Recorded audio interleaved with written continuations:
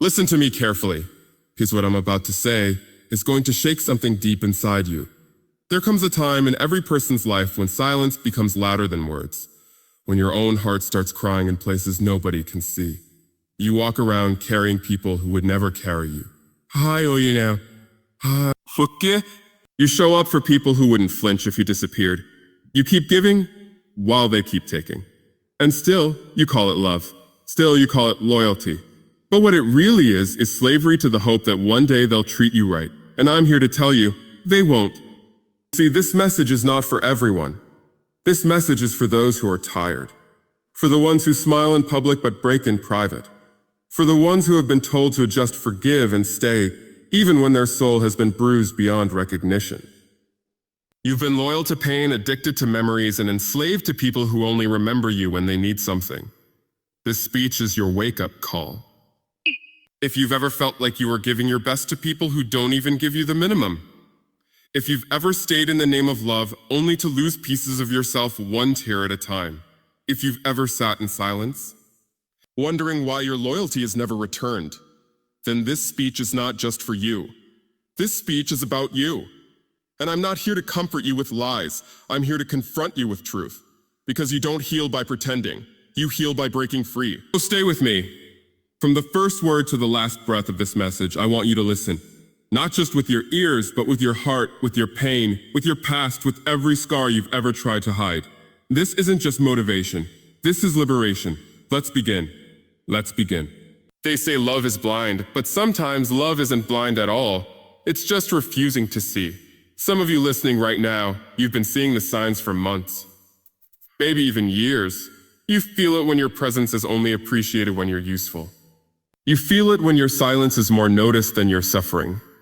But because you love deeply, because you care honestly, because you don't want to give up on people easily, you keep allowing access to people who've already proven they don't deserve you. Let me tell you something. Your value isn't negotiable. It's not based on someone's ability to recognize it. If they treat you like you're disposable, that doesn't mean you lack worth. It means they lack vision. You can water a plant for years, but if it's plastic, it'll never grow.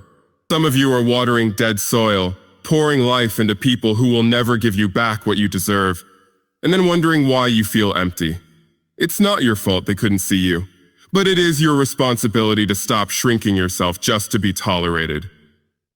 You know when your value is being diminished. You know it in your bones. You can hear it in the tone of their voice, in the way they stop listening, in the way they only call you when their life is falling apart. Never when yours is. You notice how they have time for everything and everyone. But when it's you, they're suddenly too busy, too tired, too distracted. And yet, still you stay. Not because you're weak, but because somewhere deep inside, you hope they'll wake up and realize what they had before it's too late. But here's the truth. People don't change because you suffer silently. People don't change because you break in the dark. People change when they want to. And some never will. That's why recognizing when your value is being diminished is the first step to your freedom. You continue giving your presence to people who don't value your spirit, you are telling yourself, this is all I'm worth, and I refuse to let you believe that lie another day. You are not meant to be someone's backup plan. You are not designed to be someone's emotional dumping ground. You are not alive just to serve other people's comfort while your soul goes ignored. We often confuse love with endurance, but love without respect is not love. It's manipulation, it's performance, it's survival. And the longer you stay in spaces where your presence is tolerated and not celebrated, the more you begin to forget who you are. You start asking, what more can I do to be enough? Instead of asking, well, why do I feel the need to beg for the bare minimum? Some of you have been holding on to people who only show up when they need something. You call it a bond, but it's a chain. You call it friendship, but it's a transaction. You call it family, but it's control. If they only remember you when it benefits them, then you're not in a relationship. You're in a contract, and your soul was never meant to be bargained with. You've got to start choosing yourself with the same intensity that you've chosen others. You've got to stop handing your peace to people who thrive on your chaos. You've got to stop answering calls that disturb your healing just because you don't want to seem cold. Listen, protecting your energy is not rudeness. It's wisdom.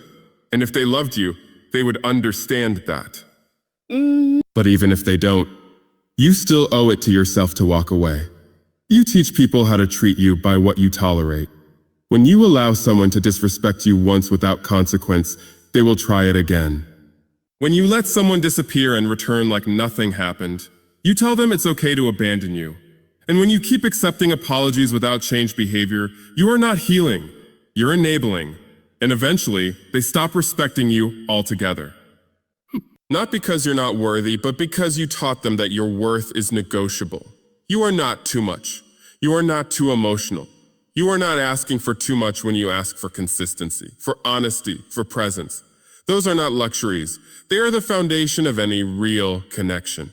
So if someone makes you feel like you're difficult just for needing those things, it's because they are not ready to give what real love requires. And if they are not ready, you have to stop waiting. You are not a rehab center for broken people who refuse to heal. You are not a lifeline for those who only know how to drain. You have every right to walk away from anyone who makes you feel like your light is too bright, your heart is too soft, your dreams are too big. Because the truth is, it's not that you're too much. It's that they're too little for where you're going. And the longer you stay, the more you'll shrink to fit into a life that was never designed to contain the greatness inside you. So I say this to you with urgency. Recognize your value. Reclaim your peace. And stop offering your soul to people who would rather feed off your light than stand beside it. You know what most people don't want to admit, that the deepest pain doesn't come from enemies. It comes from the ones you chose to stand beside when you had every reason to walk away. It's not the betrayal that hurts the most. It's the fact that you stayed loyal to the betrayal. You defended it. You covered it. You made excuses for it. You convinced yourself that maybe, just maybe, they didn't mean it like that. You confused longevity with loyalty and mistook your patience for their love. But let me tell you this truth. Even if it cuts deep, loyalty to the wrong people is betrayal to yourself. Every time you stay silent about how you're being mistreated, every time you swallow your hurt just to keep someone else comfortable, every time you pour into people who won't even refill you, you are betraying your own soul. And the more you do it, the more distant you become from who you were created to be. You're not supposed to set yourself on fire just to keep others warm. You're not supposed to break yourself into pieces just so someone else can feel whole. But some of you have been taught to endure abuse in the name of loyalty. You've been conditioned to believe that being strong means staying no matter how much it's costing you. So you keep giving second chances to people who knew exactly what they were doing the first time. You keep letting them back in, even when they bring the same destruction they brought before. And you call it forgiveness. But it's not forgiveness, it's fear. Fear of being alone. Fear of being unloved. Fear that maybe you'll never find better. But I need you to hear this. Choosing yourself is not disloyalty. Walking away is not weakness. It takes more strength to let go of a toxic connection than it does to stay and pretend you're not bleeding. Because loyalty, without boundaries, will kill you slowly. It'll drain your purpose, rob you of your peace, and leave you questioning your own worth, just to hold on to people who would never fight for you the way you fight for them. You see, the wrong people will always use your loyalty as a weapon against you. They'll say things like, "You've changed," when you stop tolerating the disrespect. They'll call you selfish when you stop sacrificing your joy for their convenience. But that's not your burden to carry. That's just manipulation in disguise. You've got to stop feeling guilty for doing what's necessary to protect your peace. Let them talk. Let them label you. Let them walk away. You don't owe anyone access to your life just because you once shared a chapter with them. And some of the people you're holding on to aren't just wasting your time, they're delaying your destiny. You can't build a life of purpose while dragging dead weight. You can't step into your next level while clinging to people who only know how to function in your brokenness. They don't love you healed. They love you when you're dependent, when you're unsure, when you don't know how strong you really are. Because the moment you realize your power, their control ends. And that's what they fear the most. You have to understand, real loyalty begins with loyalty to yourself. To your peace, to your healing, to your calling. If someone constantly makes you feel like you're not enough, if they make you question your value, if they repeatedly hurt you and expect you to just accept it because of history, then you've outgrown them. And outgrowing people is not betrayal. It's survival. There's nothing noble about staying where you're being destroyed. There's nothing heroic about being loyal to dysfunction. You don't owe your loyalty to people who are committed to misunderstanding you. You don't owe your presence to people who only want your pain, not your power. Not your power. The truth is, some people don't deserve front row seats in your life story. They haven't earned it. They've only taken. And if you're honest with yourself, you know you've been giving more than you've been receiving for far too long. Stop begging people to love you the way you deserve. Stop proving your worth to people who benefit from making you feel worthless. You're not hard to love. You're just trying to be loved by people who are emotionally bankrupt. They can't give what they never had, and it's not your job to fix that. You were not created to be someone's emotional crutch. You were not born to be broken down and rebuilt every time someone else feels insecure. You're not responsible for healing those who refuse to heal themselves. Loyalty becomes a curse when it ties you to people who are killing your spirit. And I refuse to let you keep calling that loyalty. It's time to call it what it is. Self-abandonment. You are allowed to choose peace over pressure. You are allowed to choose growth over guilt. You are allowed to walk away from what no longer serves your future. And you are allowed to say, enough, even if it shocks everyone around you. Again, if it shocks everyone around you. Because the moment you stop betraying yourself for the sake of others is the moment you truly start to live.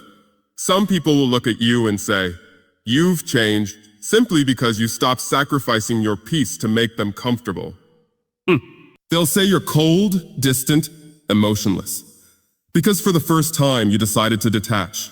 But what they don't understand is that detachment is not hatred. Detachment is healing.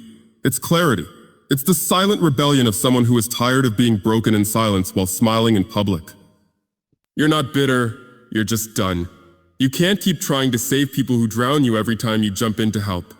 You can't keep bleeding for people who wouldn't even hand you a bandage. Some of you are so afraid to let go because you think letting go means you don't care anymore.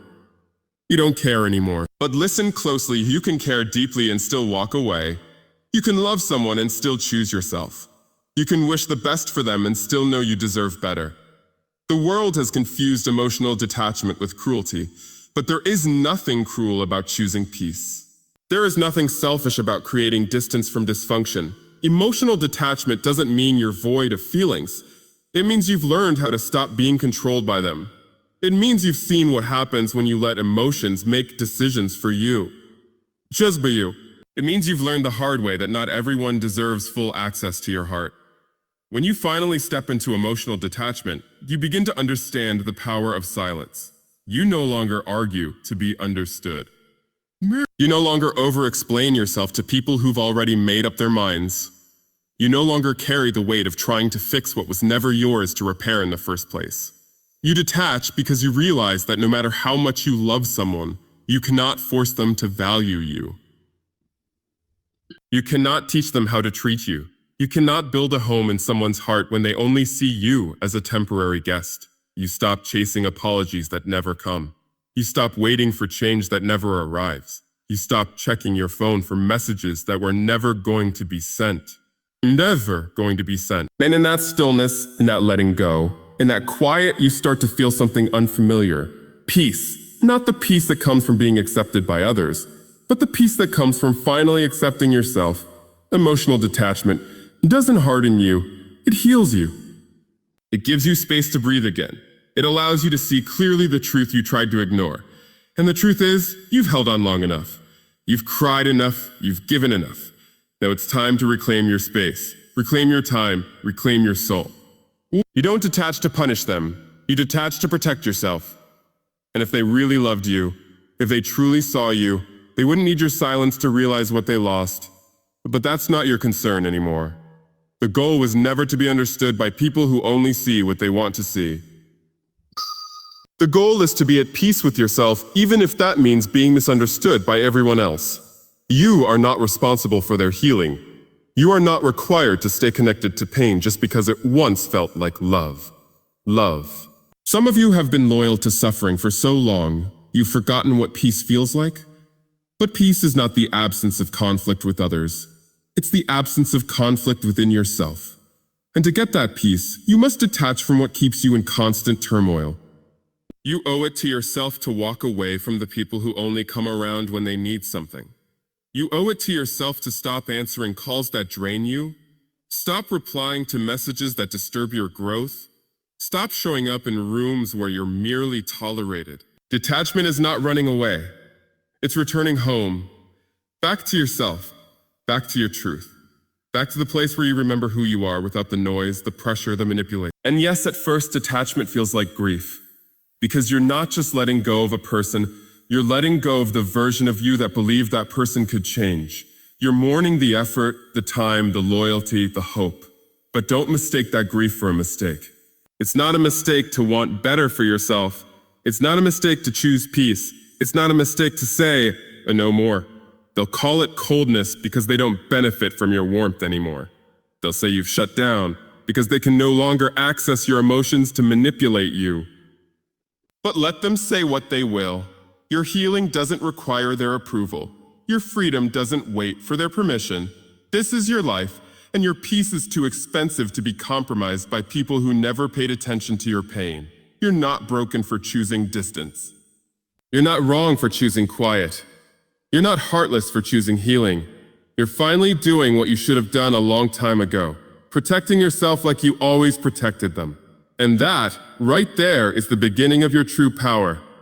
There's a moment, quiet but powerful, when you finally realize you don't need them anymore. Not their presence, not their approval, not even their explanation, just peace. And that moment doesn't come overnight. It comes after you've been shattered too many times. After you've sacrificed your joy for their convenience. After you've tried again and again and all that's left in you is silence. That's when the shift happens. You stop begging. You stop chasing. You stop waiting for people to give you what they never had the capacity to give. And in that stillness, you begin to build something new, something sacred, a life where you no longer need their presence to feel whole. Because detachment isn't just about walking away from people, it's about walking into yourself. It's about discovering that everything you've ever needed to be free was already inside you. The problem was never your heart. The problem was where you kept placing it. You handed it to people who didn't know how to carry it. You gave it to those who saw your softness as something to exploit, not something to protect. And for so long, you waited for a message, a gesture, a change. But what you really needed was to stop waiting altogether. What you needed was to build. Build a life so full of purpose that no one's absence leaves you hollow. Build a mind so strong that no one's silence can shake your identity. Build a routine, a rhythm, a daily pursuit that feeds your spirit more than their attention ever could. And once you do that, once you pour into your own soul with the same intensity you used to pour into theirs, everything changes. You stop needing closure because you realize closure is just another form of control. You stop checking who's watching your story because your real story is unfolding in real life, where it matters. You stop needing their sorry because your peace isn't dependent on someone else admitting they were wrong. You become so deeply rooted in your own growth that the storm around you no longer uproots you. Some of you are still stuck, not because they have a hold on you, but because you haven't built something strong enough without them. You keep revisiting the past because the future still feels empty. But let me tell you this, your healing is not waiting in someone else's arms. It's waiting in your discipline, your consistency, your vision.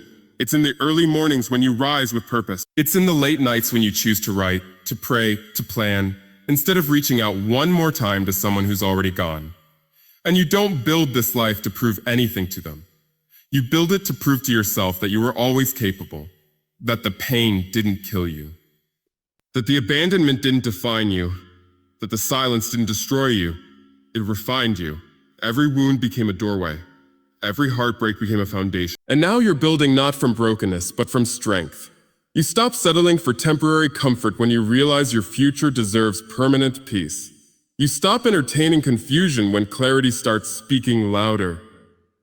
You stop revisiting what almost destroyed you when you understand your life is no longer up for negotiation. And when people come back, and they will, you'll feel it. That shift, that peace, that moment where you smile, not because they returned, but because you didn't need them to. Because the truth is, when you build a life where you are emotionally, mentally, and spiritually independent, the chains fall off. You stop seeking love that hurts. You stop making homes in people who were never meant to shelter your soul. You stop shrinking to fit into their small expectations. And you rise not in arrogance, but in understanding that you were never too much. You were just in the wrong place, trying to bloom where no one watered you. And now you are the one holding the watering can. Now you are the one planting the seeds. Not in someone else's soil, but in your own. And every day you show up for yourself, you grow something powerful. You grow freedom. You grow resilience. You grow self-respect so deep that even the echoes of your past can't shake it. So let them go. Let their names fade. Let their absence become your classroom. And while they wonder how you moved on, you keep building. You keep healing. You keep choosing yourself in ways you never did before. Because once you've tasted real peace, once you've touched real clarity, once you've breathed real freedom, there's no going back. You've already outgrown who you used to be. And if that version of you needed them to survive, this version of you only needs truth, only needs peace, only needs purpose. So stop waiting for them to return. They were never the key to your healing. You were.